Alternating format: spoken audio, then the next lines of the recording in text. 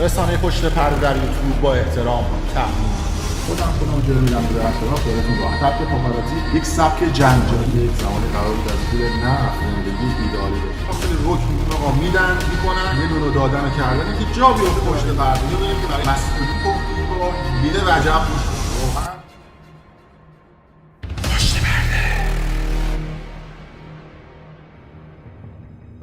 مخاطبین از رسانه پشت پرده سلام، من امین فردین خوشحالم که به همراه تیمم بار دیگه با یک برنامه پشت پرده دیگه با شما هستیم. امروز قصد داریم که تکنیک های شهاده بازی علی جعفری در برنامه عصر جدید مرحله دوم رو برای شما افشا بکنیم. علی جعفری با شهاده بازی که در مرحله اول انجام داده بود و تکنیک رو اما در کانال یوتیوب برنامه پشت پرده گذاشتیم تونست به مرحله دوم صعود بکنه و اجرای تقریبا کاملی هم داشت در مرحله دوم. امروز میخوایم تکنیک‌های شهاده بازیش رو در مرحله دوم برای شما افشا بکنیم. افشای تکنیک‌های شهاده بازی استقبال زیادی ازش شده در برنامه پشت پرده، برای خودمون هم جالب بود. فکر نمی‌کردم که اینقدر مردم بخوان استقبال بکنن، ولی خب عموما همیشه افشای تکنیک‌های شهاده بازی هم جذابه هم جالبه و یه حس فضولی ما آدم‌ها و ذات آدم‌هاست دیگه، بخوایم بدونیم که پشت پرده تکنیک‌های مخصوصا شهاده بازی چی هستش. صحبت تکراری من هم همیشه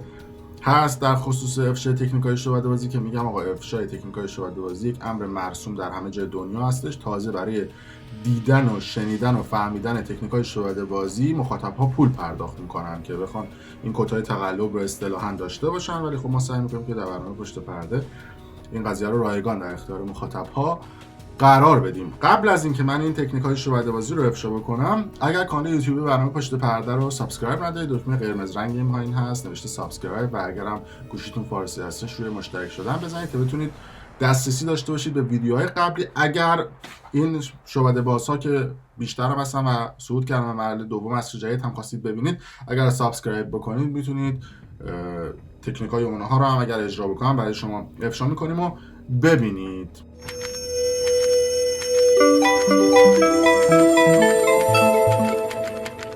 اما آغاز میکنیم تکنیک‌های شهاده بازی آقای علی جعفری رو. امیدوارم که کانال پشت پرده رو هم سابسکرایب کرده باشید در یوتیوب.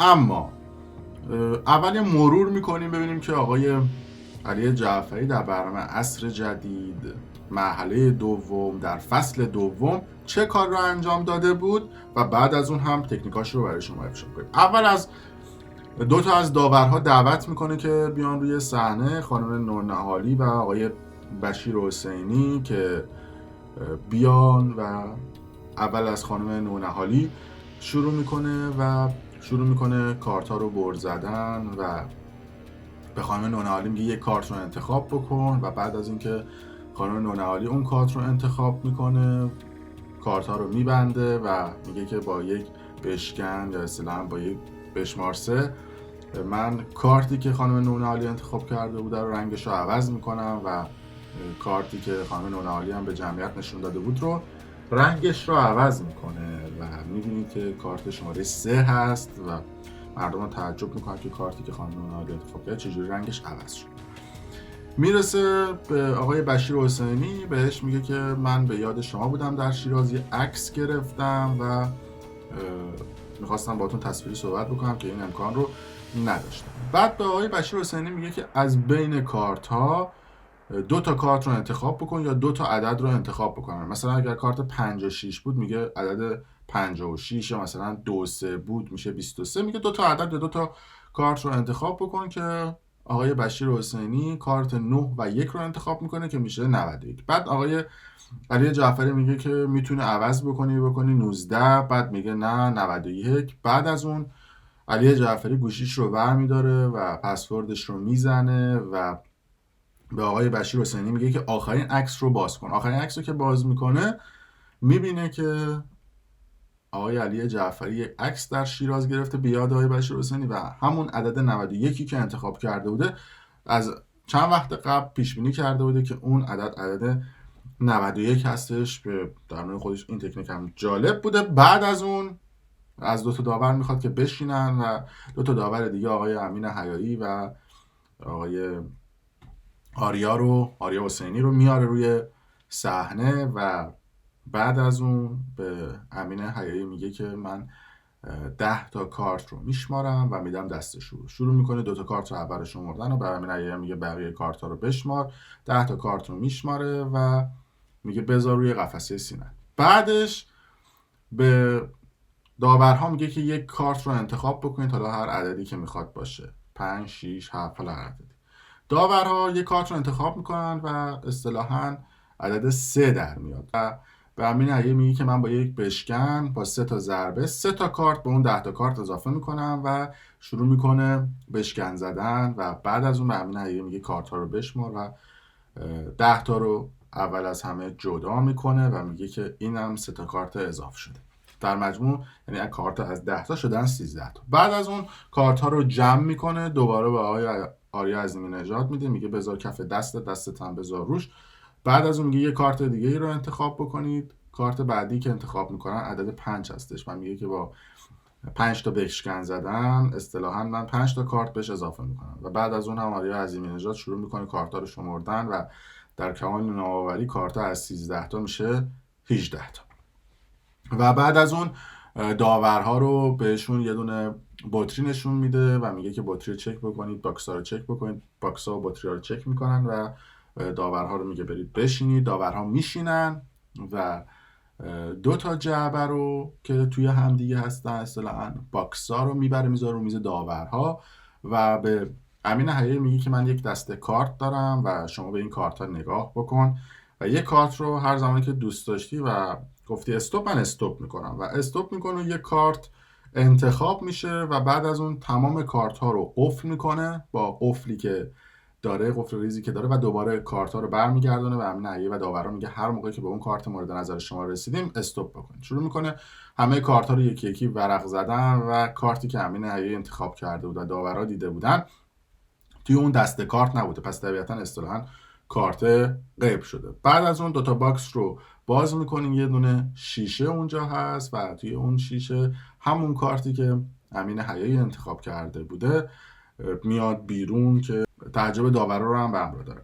اما یه نکته بگم در خصوص این تکنیک شعبده‌بازی های علی جعفری. علی جعفری در این مرحله از هم تکنیک هم تاکتیک و هم ابزارهای شعبده‌بازی استفاده کرده. بیشتر این کارهایی که کرده، بهتر بگم که همه این کارهایی که کرده بود از پاسورهای آهنربای عدسی استفاده کرده بود یا اصطلاحاً مگنت ریز که اون کسایی که کار شعبده‌بازی میکنن این قضیه رو بهتر میدونن، حالا توضیح میدم. و عموما شما بعضی از تکنیک‌های شعبده‌بازی هست که سرعت دسته، یعنی شما از هیچ ابزاری استفاده نمی‌کنید، با سرعت دست و خطای دید کارهای شعبده‌بازی رو می‌کنید. در بعضی از تکنیک‌های شعبده‌بازی نه، شما از ابزارهای شعبده‌بازی استفاده می‌کنید که علاوه بر این که تکنیک استفاده رو باید بلد باشید، تاکتیک استفاده رو هم باید بلد باشید که هول نشید، درست به موقع و دقیق بتونید از ابزارها استفاده بکنید. اول شروع می‌کنیم یکی یکی از تکنیک اول تا انتها همه پشت پرده تکنیک‌های شعبده‌بازی آقای علی جعفری رو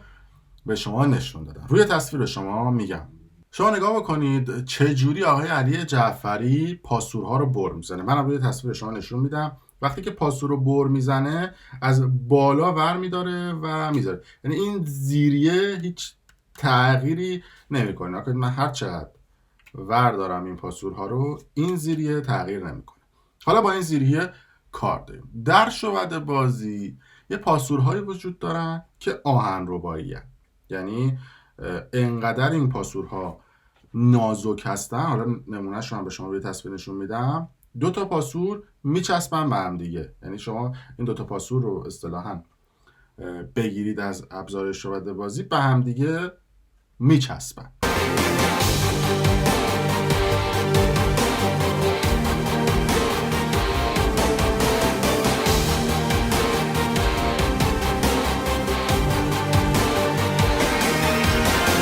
And that behave as regular playing cards.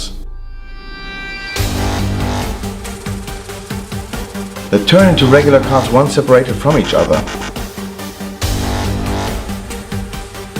And that can easily hide up to 2 additional cards in between. حالا روی تصویر یه نمونه از این پاسورها رو به شما نشون میدم. ببینید چقدر نازکه و با آهنربا 2 تا پاسور به هم دیگه چسبیده. آقای علی جعفری میاد چیکار میکنه؟ اون پاسوری که حالت مغناطیسی داره و رنگش فرق میکنه میذاره زیر. یعنی اگر این دسته از کارت ها باشن، کارت آخر کارت مغناطیسیه که رنگش آبیه، بقیه کارت ها که دیگه مشخصه و معمولی هستن. به محض این که خانم رویا نونه‌آلی مثلا این کارت رو انتخاب میکنه، اگر این بیاد روش، این دوتا کارت به هم دیگه میچسبن، یعنی کارت اون زیریه و این دوتا کارت به هم دیگه میچسبن. پس چه اتفاقی میفته؟ رنگ این کارت اتوماتیک عوض میشه چون آهنربایی هستش و بعد از اون شما هر چقدر که بر بزنید دو تا کارت به هم دیگه چسبیده و یه اینطوری بکنه و راحت نشون بده، رنگ کارت عوض میشه. کارت مغناطیسی توی اینترنت هست، میتونید برید بخرید و شعبده بازی بکنید که اینم در نوع خودش جالب هستش. در مرحله بعدی یه کار بالتر دیگه هم کرد. این همه ابزار شعبده بازی تو سایت هم هست. میاد به آقای بشیر حسینی میگه که من یه عکس به نیت شما گرفتم در شیراز و اینها و دو تا عدد رو انتخاب بکن. مثلا حالا ما اینجا انتخاب میکنیم 3 و 4 رو. میتونه 43 باشه، میتونه 34 باشه، اصلا فرقی نمیکنه. اگر دقت بکنید مثلا من اینجا عدد 43 رو انتخاب کردم، برعکس روی تصویر. دقت بکنید علی جعفری میگه که من پسورد موبایلم رو بزنم. من گوشیمو بر میدارم، رمز گوشیمو میزنم، در صورتی که این پسورد موبایل نیست، یک نرم افزار ماجیک وجود داره. برنامه‌نویسان خیلی ساده میتونم بنویسن، اگه فرصت میکردم این برنامه رو مینوشتم، خیلی هم ساده هستش و سیستم اینجوری هستش که مثلا شما هر عددی رو که به دست میاری و نشونش رو بعد باز میدی، طبق فرمول پسورد گوشیش رو برای هر یکان این به علاوه 2 میکنه. یعنی مثلا پسورد گوشیش رو الان 43 انتخاب کردید، میاد میزنه یا مثلا منهای 2 میکنه 21 وقتی بزنه نرم افزار خودش میدونه که خب این عددی که شما با عنوان پسورد گوشی زدی بعد به هر یکانش 2 تا اضافه بشه. اتوماتیک عدد 43 رو به دست میاره. تو اون عکسی که شما قبلا گرفتی میره با فونت مینویسه و سیو میکنه و میندازه توی گالریتون. نرم افزارهای شعبده بازی زیادن و حالا امیدوارم تونسته باشم منظور رو برسونم. مثلا اگر شما عدد 43 رو بنویسید، پسورد رو میکنه 34 دو تا 34 که میزنه شما فکر میکنید گوشیشو باز کرد، در صورتی که اون ظاهر یک نرم افزار ماجیک هستش، اصطلاحاً نرم افزار برنامه‌نویسی شده هستش و میزنه صفحه هم باز میشه، میگه خودت برو تو گالری، میره و اتوماتیک نرم افزار خودشون عکس رو با فونت درست کرده. اینم شعبده بازی بود که انجام شد و در نوع خودش جالب بود. در مرحله بعدی شروع میکنه و میگه که 10 تا کارت رو شمردن به امین حقیقی، 2 تا کارت رو میشماره و بقیه رو میده امین حقیقی بشماره. بازم اونجا از کارت های مگنت یا آهنربایی استفاده کرده، کارت هایی که به همدیگه چسبیدن. اگر دقت بکنید 2 تا کارت رو اصطلاحاً 2 تا کارت خودش میذاره اون پایین. وقتی شما 2 تا کارت رو به صورت مگنتی به هم بزنید تعداد کارت‌ها همینجوری اضافه میشه دیگه. حالا منم یه دونه درست کردم، روی تصویر میتونید ببینید. مگنت رو اگر از رو بشمارید چسبیدن به هم دیگه. اگه کارت‌ها رو برعکس بکنید، خب 2 تا قطب همسان آهنربا به هم دیگه میخوان و هیچ وقت به هم دیگه نمیچسبن. و از اون طرف نگاه کنید اگر 2 تا قطب همسان باشن و کارت آهنربایی چسبیده باشن به هم دیگه متوجه میشید دیگه. وقتی از این ور بشمارید خب همه قطبای همسان کارت آهنربایی سمت همن و هیچ تغییر نمیکنه. ولی کافی که 2 تا کارت رو برعکس بکنید و اگر بشمارید 2 تا به کارت اضافه میشه، چون جدا میشن از کارتایی که بهشون چسبیده. کارتای آهنربایی خیلی باهاشون میشه شعبده بازی انجام داد. باز همین کار رو هم با آریا میکنه و اون عددها رو هم از قبل با توجه به سرعت دستی که داره انتخاب میکنه.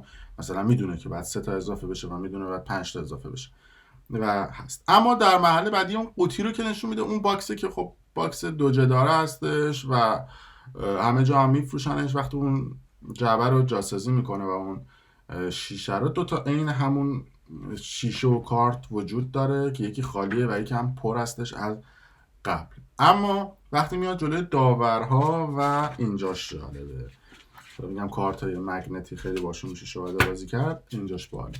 به داورها میگه که انتخاب بکنید. سر کارتی که مد نظر خودشه یه کارت مخصوص بین تمام این کارت ها وجود داره که دولایه است و این کارت دولایه دقیقاً حالت مگنت داره، به هم دیگه چسبیده. As you can see, every single card in the deck has a hole punched through it. Every one. But there's one special card in the deck. It's this card right here, actually. The 8 of clubs. It actually has another card attached to it. The 6 of hearts. If you look real close here at the top, you can see the tiny little lip hanging over there. That's the 6 of hearts. One card inside. You're going to riffle the cards like this. And when they say stop, you're going to stop right there on the 6. There's the deck with your tiny handcuffs. Come right out the top there. You're going to make sure the cuff is completely secured. Have them tug on it. Verify that that really is locked in there. There's no way to remove any of the cards. Cuff the deck. And you're going to deal off all the cards in the deck. You could also just spread through them. You can deal through every single card in the deck. And their card is not going to be in there. You're not going to find a 6 in here because it's actually doubled with the 8. یعنی خودش میدونه به کدوم مرحله وقتی برسه وای میسته. یعنی به اجبار مجبور میکنه داورها رو که اون کارت مورد نظری که مد نظر خودشه توی استوپ ها نگه داره. این کارتی که مورد نظر هستش دولایه است، یعنی به حالت مگنتی به هم دیگه چسبیده شده. وقتی که داورها انتخابش میکنن میچسبونتش به کارت بعدی و هیچ وقت کارت 3 دل رو شما نمیبینید. الان من کدش رو هم به شما نشون میدم، نگاه بکنید اینجا دقیقاً کارتایی که نمونه خارجیش هم هست. وقتی که شما انتخابش میکنید با آهنربا میچسبه به کارت بعدی و شما هیچ وقت نمیبینیش و عین همون کارت رو از قبل گذاشته توی یه دونه باکس شیشه.